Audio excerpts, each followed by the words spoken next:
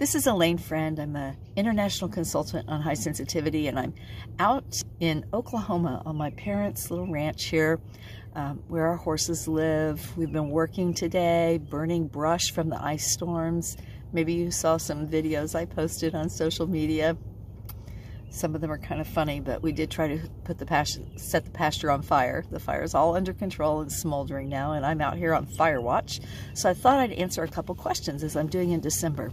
This question comes from a mom of a 12-year-old highly sensitive boy, HSB. And she wrote in and asked if I was doing any groups for sensitive tweens. And she's really concerned about her son being lonely, isolated, not having peers that he relates to, especially during the pandemic. It's even harder. And we had a long conversation about it, and I told her I would also make a video. So here's the question. What do I do to help my 12-year-old sensitive tween, especially this one's a boy, not be isolated? How do I help him make social connections and have friends and live a normal teenage life? There is no such thing as a normal teenage life for a highly sensitive person or a highly sensitive teen. The truth of the matter is the teen years they're not really friendly years. In fact, we can see that adolescents who are highly sensitive might look less sensitive for a while. They'll kind of tuck it in, bring it down, dial it back. Or they might become more depressed or anxious. But in general, if you imagine this is what I said. Imagine this. I have 12-year-olds, 12 and 13-year-olds, 5 or 6 of them on Zoom, no less, on video, having a group. Can you imagine the conversation? If you're really optimistic and out of touch, you maybe can. But what would really happen is if they were just there because their parents wanted them to make friends, it would be like this.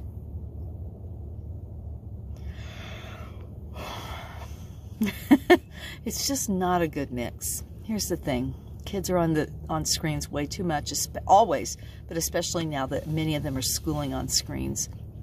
Sensitive young people don't do a great job of connecting with each other unless it's around a topic that they relate to and that they enjoy. So if you have a highly sensitive young person, where do you when we talk to adults about being highly sensitive, we say, where do you find other highly sensitive people? You go to the symphony or the ballet or the poetry reading or the folk music concert or the violin concerto. You go on hikes and you join the Sierra Club.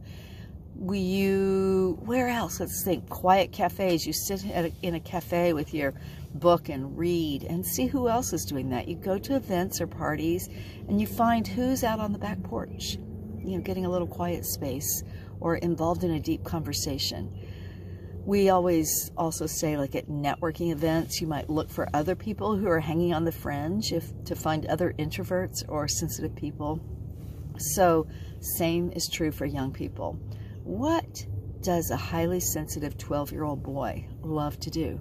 Well, there are as many different ways to be sensitive as there are sensitive 12-year-old boys. So, and that's a lot, let me tell you.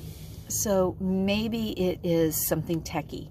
Maybe they are intensely interested in their skateboard. Or maybe they are very interested in art or drawing and making cartoons or writing stories. My sensitive boy, when he was still a boy, was really into his bicycle. He liked to spend a lot of time alone on his bike, or, this is the key, with his adult friends. Adults are the best social connections for highly sensitive young people. The problem with young people growing up as highly sensitive is that they are both younger and older than their age, but very rarely are they actually 12 when they're chronologically 12. There are a few ways I'd say you can think about your sensitive child. First of all, your sensitive teenager, once they hit double digits, think of them as 10 years younger than their age. So the 12-year-old, when they're overstimulated, exhausted, upset, frustrated, overwhelmed, then they might be basically 2. And your 15-year-old might be basically 5 and need that level of support and maybe that level of guidance / discipline / I don't know what. whatever you did that was effective with your child when they were 5, 2, 7, 8, 9. And then you can also think of them as adding on 20 years. So, you know, or 30 years. These are really astute young people. So that swing between 32 or 42 and 2 that the 12-year-old experiences, that is very challenging. It's not a great place to be socially. And think about 80% probably of the other children, the other boys and girls in his class are not, or in his social circle, are not highly sensitive. And it's good to make connections and have structured activities with peers who are both highly sensitive and not highly sensitive. But mom, dad, you can't make friends for them. Here's how you can help them socially. Here's how you can find connections for them. How about this? Find some excuse, some reason to hire a high school junior or senior or a college student as a tutor. Because someone who's passionate about the same subject that your child is passionate about will be a great connection. And, you know, usually kids, young adults, and teens who tutor are usually more on the nerdy side, right? So they're going to be better people to connect with your sensitive young people. At the same time, if they have a sport, your young people, get them a tutor in the sport. Maybe it's a grandparent or an uncle, or maybe it's the guy down the street whose kid really loves that sport as well. Hire somebody or ask for someone to help you. Beg, borrow, and steal a grandparent from down the street if the grandparents don't live nearby. But find someone adults to make meaningful relationships with your children that are not yours. They're not you, other adults who are not you, but ones that you can kind of say what your goals are, what you hope, that you hope your child will have someone to talk to and make a connection with. This is just absolutely phenomenal. I think also it's really important that one parent take one young person, one highly sensitive person on a weekend, but also out to lunch or dinner. I don't know what it is, whatever it is that your family or that your young person would like, to take them out, just special, you know, mom and son time or dad and son time. Just really find those things that are more adult that you can do with them. It gives the other parent, if you have two parents in your family, it gives the other parent time to have special time with the other child or children if you have more than one.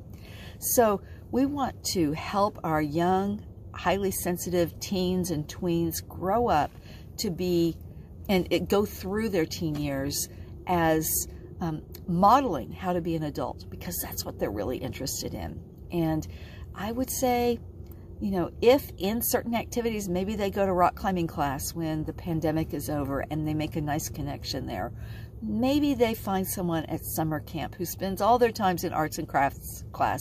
Maybe I'll tell you just a few things that we did with my son when he was that age. He went to more academic camps, like, I don't know, physics camp in 5th grade, and great books literature camp in before 8th and 9th grade. Those camps were where he found his people and made meaningful connections. Did they maintain those connections after camp was over? Not necessarily. However, we also sent him to orchestra camp because he played violin and he hated it. So, you know, I'm not saying, I don't know what will work for your child, but making those connections when they find their people will build their self-esteem. But what we're really talking about here is resiliency. We want to build resiliency in our young people. And remember, what is good for highly sensitive people and highly sensitive youth is good for all people. So we want this for all young teens and teens. However, for highly sensitive people, I think it's so important. So some of the ways to build resiliency in your young people, one is to know others like you, just like the 5 to Thrive for highly sensitive people. Find people for them to meet, for them to connect with, who are like them, who share their passions, whether they're sensitive or not.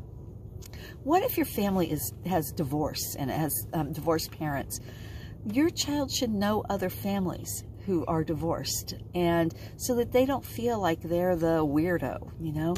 So being highly sensitive, if you parents are highly sensitive or other people are highly sensitive, or you run across a border collie who's highly sensitive, then really point it out and show them how their nervous system, their finely tuned nervous system, is working for them, and draw parallels. Another way to help our young people be resilient and develop resiliency is that they have meaningful connections with adults who are not their parents. So I know you can find those people out there. There's nothing more important. Young adults, adults the parents' age, and older adults, all so valuable, those relationships. So I hope that you will let go of trying to improve your child's social life and set up, you know, science experiments basically, where they have connections. Oh, one other way to make connections with adults, they need a job and a community service project. So even if at this point it's just making dinner for the elderly couple who live down the street once a week, or maybe it's making art and selling it on their Etsy store, whatever it is, find meaningful work for your sensitive kids. It will ennoble them and make them much happier people. Banjo and I say goodbye for now. I hope you'll subscribe if you see this on YouTube, or come and join Are You Highly Sensitive Live. Follow me on Facebook or wherever you see me. I look forward to seeing you there. Alane Friend, out.